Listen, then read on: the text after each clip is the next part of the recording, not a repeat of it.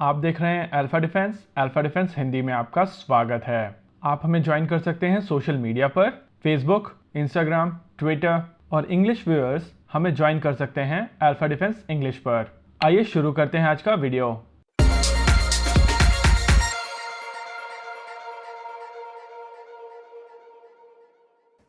आज के इस वीडियो में हम लोग बात करेंगे कि क्या एक सबमरीन एक एयरक्राफ्ट कैरियर को डुबो सकती है। इस बारे में डिटेल में बात करने से पहले आइए समझते हैं कि इंडियन एयरक्राफ्ट कैरियर की फॉर्मेशन आमतौर पर किस तरीके की होती है। अगर INS विक्रमादित्य को एक एग्जाम्पल लेकर चलें तो इसमें एक एयरविंग होती है जिसमें फिक्स विंग एयरक्राफ्ट MiG-29K होते हैं, rotary aircraft Kamov KA-31 airborne early warning और कंट्रोल सिस्टम के लिए होते हैं, Kamov KA-28 anti submarine warfare के लिए होते हैं। द हार्पून स्क्वाड्रन के सी किंग हेलीकॉप्टर्स भी एंटी सबमरीन रोल में इस एयरक्राफ्ट कैरियर को मदद करते हैं। यहाँ पर यह नोट करना जरूरी है कि ये हेलीकॉप्टर्स एंटी सबमरीन रोल के लिए हैं। आमतौर पर जो भारत की कैरियर फॉर्मेशन होती है वो रिजिड फॉर्मेशन नहीं होती है, लेकिन जनरली इस फॉर्मेशन में 2 डिस्ट्रॉयर होते हैं जो कि कोलकाता या राजपूत क्लास के डिस्ट्रॉयर्स हो सकते हैं। अगर कोलकाता क्लास के डिस्ट्रॉयर्स की बात की जाए तो इनके ऊपर आपको RBU 6000 रॉकेट लॉन्चर्स दिखेंगे। अभी स्क्रीन पर जो सिस्टम दिख रहा है जिसके चारों तरफ एक रेड कलर का सर्कल है, ये RBU 6000 रॉकेट लॉन्चर सिस्टम है। ये रॉकेट लॉन्चर 1 किलोमीटर की गहराई पर एक सबमरीन को डिस्ट्रॉय कर सकता है और यही रॉकेट टॉर्पीडो को भी डिस्ट्रॉय कर सकता है लगभग 10 मीटर की गहराई पर, क्योंकि अगर उससे ज्यादा की गहराई पर टॉर्पीडो आ रही है तो वो आपकी शिप की बीम के नीचे से निकल जाएगी। भारतीय कैरियर फॉर्मेशन में डिस्ट्रॉयर के साथ में फ्रिगेट्स भी होते हैं। इन फ्रिगेट्स के ऊपर भी एंटी सबमरीन वॉरफेयर कैपेबिलिटी होती है। साथ ही इन फॉर्मेशंस में अभी कमोर्ता क्लास के कॉर्वेट्स और आने वाले समय में next generation shallow water crafts भी होंगे जो स्पेसिफिकली एंटी सबमरीन वॉरफेयर के लिए बनाए गए हैं। इन सरफेस शिप्स के अलावा एरियल कॉम्पोनेंट भी भारतीय शिप्स में हैं।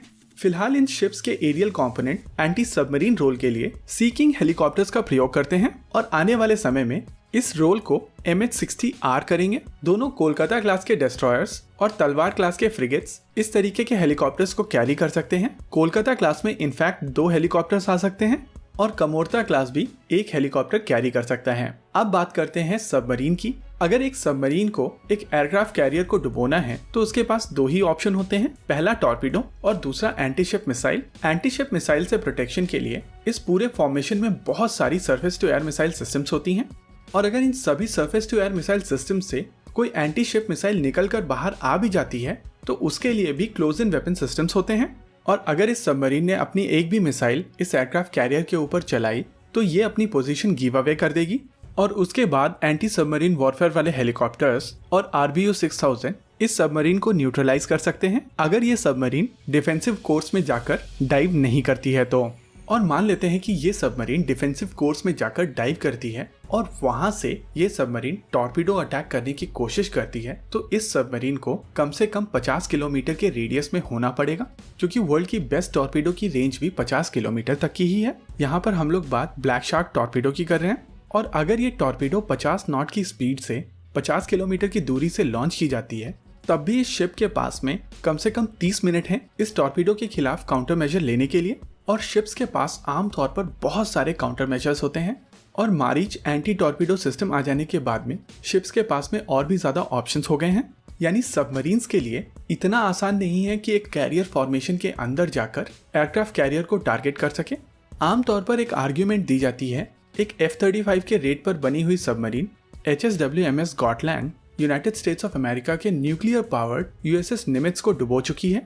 आमतौर पर आर्ग्यूमेंट के लिए इस इंसिडेंस को कोट किया जाता है। ये एक एक्सरसाइज के दौरान USS निमित्ज के खिलाफ गॉटलैंड का प्रयोग किया गया था जिसमें गॉटलैंड ने मल्टीपल टॉर्पीडोज USS निमित्ज के ऊपर मारे थे एक सिमुलेशन के दौरान। लेकिन पूरी स्टोरी ये है कि यूनाइटेड स्टेट्स ऑफ अमेरिका ने स्वीडन से ये सबमरीन लीज पर ली थी ताकि United states of America anti submarine warfare tactics develop कर सके। और इस सबमरीन को यूज करते हुए जो एक्सरसाइज की गई थी उसके दौरान इस सबमरीन ने निमित्ज क्लास सुपर कैरियर की फोटोग्राफ्स ली थी जिसको टॉर्पीडो हिट माना गया था। इस दौरान ये कैरियर अटैक फॉर्मेशन में था और इस फॉर्मेशन में ना ही इसके साथ में USS वास्प टाइप के एंटी सबमरीन शिप थे, ना ही अंडर वाटर कॉम्पोनेंट जैसे कि ओहायो और वर्जीनिया थे, ना ही MH-60R सी गार्डियंस और P-8I नेपट्यून थे। ये एक टिपिकल एक्सरसाइज थी जिसके दौरान ये चेक करने की कोशिश की गई थी कि अगर एयरक्राफ्ट कैरियर अपने पूरे कंपोनेंट के साथ में नहीं है तो क्या सबमरीन इस एयरक्राफ्ट कैरियर के करीब आ सकती है? यहाँ पर नोट करने वाली बात यह है कि इस सबमरीन ने एयरक्राफ्ट कैरियर की फोटोग्राफ्स ली थी और अगर ये एक्चुअल वॉरफेयर होता तो इसके बाद ये सबमरीन इस एयरक्राफ्ट कैरियर के ऊपर टॉर्पीडो मारती, जिससे बचने के लिए इस एयरक्राफ्ट कैरियर के पास 30 से 35 मिनट होते हैं। मिलिट्री एक्सरसाइज में हमेशा कॉन्स्ट्रेंट लगाकर एक सिनेरियो को टेस्ट किया जाता है और उसके हिसाब से डॉक्ट्रिन डेवलप की जाती हैं। मिलिट्री एक्सरसाइज के रिजल्ट्स के बेसिस पर वेपन की कैपेबिलिटीज को असेस नहीं किया जाता है। इस बात में कोई दो राय नहीं है कि सबमरीन एक बहुत ही कैपेबल हथियार है, लेकिन ये कह देना कि सबमरीन सिल्वर बुलेट है और ये एयरक्राफ्ट कैरियर्स को डुबो देगी, ये एक एग्जैजरेशन है। एयरक्राफ्ट कैरियर फॉर्मेशन एक फोर्टिफाइड फॉर्मेशन होता है और कंप्लीट फॉर्मेशन में under water arm, bomber support, fighter jets, cruisers, destroyers, frigates, anti submarine warfare corvettes और कई बार मिसाइल बोट्स भी इनके साथ में होती हैं। भारत के केस में INS विक्रमादित्य के फॉर्मेशन में डिस्ट्रॉयर्स, फ्रिगेट्स और कॉर्वेट्स होते हैं, साथ ही अंडर वाटर आर्म सबमरीन्स भी होती हैं और किसी भी सबमरीन के लिए इतना आसान नहीं है कि इस फॉर्मेशन के अंदर जाकर एयरक्राफ्ट कैरियर को टारगेट कर सके। और आजकल के एयरक्राफ्ट कैरियर इस तरीके के बने हुए होते हैं कि उनके ऊपर मल्टीपल हिट्स मारने पड़ेंगे, तब जाके वो एयरक्राफ्ट कैरियर सिंक होंगे। और मल्टीपल हिट्स के लिए आपके कैरियर फॉर्मेशन के सभी कंपोनेंट्स पूरी तरीके से फेल होने चाहिए, तब जाकर ये पॉसिबल है। इंडियन नेवी जैसी प्रोफेशनल फोर्स जब कोई एक प्रपोजल लेकर आती है तो उसके पीछे बहुत ज्यादा डिटेल स्टडी होती है और उसके बेसिस पर ये प्रपोजल्स गवर्नमेंट ऑफ इंडिया को दिए जाते हैं। जब ये procurement plan government of India के सामने प्रस्तुत किए जाते हैं तो डॉक्यूमेंट में फोरकास्ट और प्लानिंग पहले से कर ली जाती है और इस फोरकास्ट और प्लानिंग के पीछे बहुत सारे सिमुलेशंस, बहुत सारी स्टडीज और बहुत सारी एनालिसिस पहले जा चुकी होती है और उस बेसिस पर ये डिसीजंस लिए जाते हैं। आज के इस वीडियो में रखते हैं केवल इतना ही। आपको क्या लगता है बताइए हमें कमेंट सेक्शन में। आगे आप कौन सा वीडियो देखना चाहते हैं बताइए हमें कमेंट सेक्शन में। वीडियो को अंत तक देखने के लिए धन्यवाद। अगर आपको वीडियो पसंद आया हो तो आप इसे अपने दोस्तों के साथ जरूर शेयर करें और अगर नहीं पसंद आया तो बताइए हमें कमेंट सेक्शन में आखिर क्यों।